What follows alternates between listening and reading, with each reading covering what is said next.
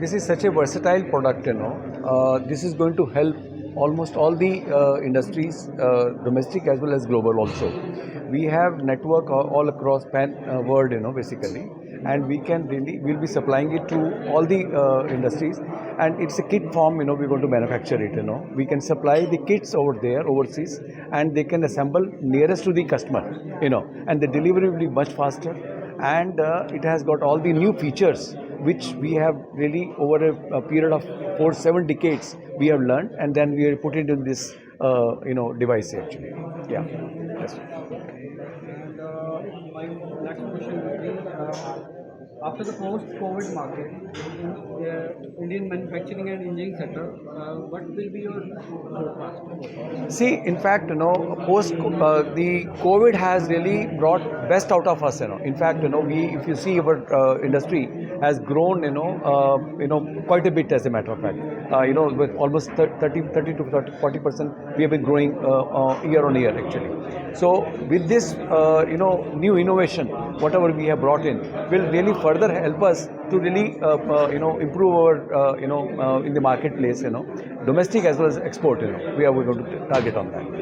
What are the sectors you are targeting for? See, in fact, we are already serving the steel, cement, sugar, and the material handling.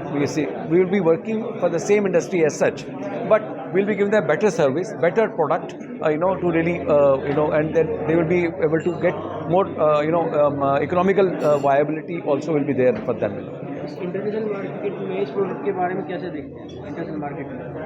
International में हमारा already setup है, और वहाँ पर उनको ये जो दिक्कत आ रही थी हमको कि उनके पास से जो इमीडिएटली चाहिए, जस्ट इन टाइम, वो हम इसके साथ हम दे पाएंगे, उनको किट फॉर्म में वहाँ रखेंगे और उनको यूज़ कर पाएंगे, इमीडिएटली वहाँ उनको जब चाहिए उनको मिल पाएगा।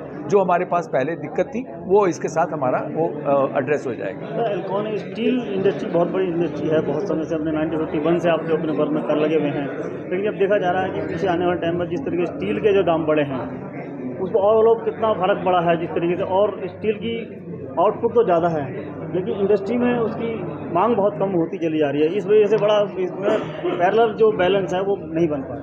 हम जो सप्लाई करते हैं, ये गियर बॉक्स स्टील इंडस्ट्री को सप्लाई करते हैं और दूसरी इंडस्ट्री को भी सप्लाई करते हैं, तो हमारा अगर इकोनॉमिकली वायबल होगा उनको तो डेफिनेटली प्राइसेस को हेल्प होगी उनको मेंटेन करने के लिए।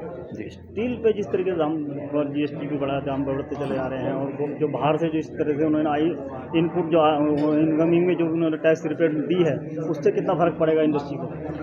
सी, जो मैं अपने प्रोडक्ट की बात करता हूँ, जो उनको प्रोडक्ट को उनको अगर सस्ते दामों में मिलेगा, अच्छे दामों में मिलेगा, अच्छा प्रोडक्ट मिलेगा, तो डेफिनेटली उनकी जो आउटपुट है वो बेटर होगी, तो उससे डेफिनेटली कंपटीशन में उनको लाभ मिलेगा।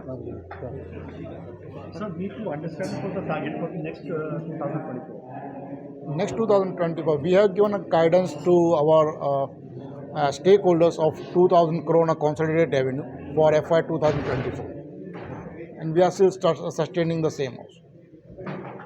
तो ये किस तरीके से कौन कौन इंडस्ट्री है जो यहाँ पर आपके साथ टायर पर सिस्टर कंसर्न है जो आपके साथ लगी पड़ी है, और मांग और डिमांड क्या रहती है?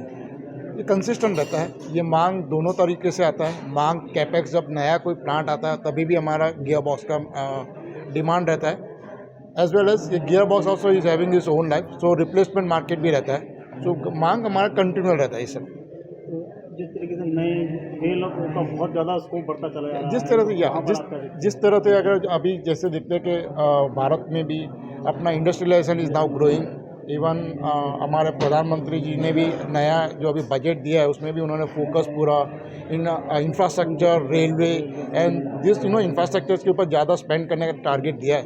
उसके हिसाब से कोर इंडस्ट्री जैसे cement, steel, power and material handling, those will sugar, this will go up, और डिमांड उसके साथ अगर इंडस्ट्री इंप्रूव होगा तो demand for the gear box also will improve and that will also help with this launch of the नया जो अपने series launch किया है इवन सीरीज, उससे उनको भी फ़ायदा होगा।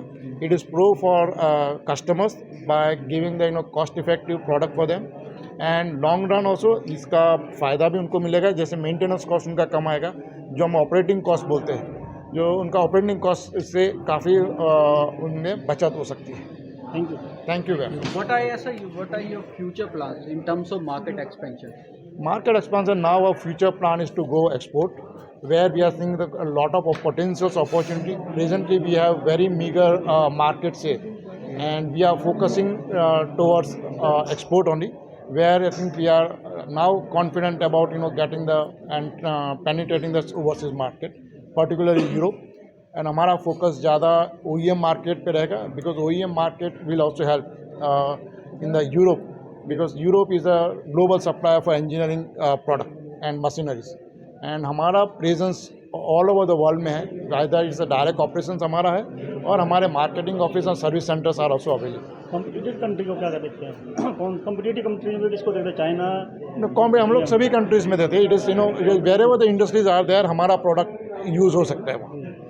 एंड वी हमारा जो प्रोडक्ट है, बिकॉज 70 साल का हमारा पूरा एक्सपीरियंस ये प्रोडक्ट में हमने डाला हुआ है.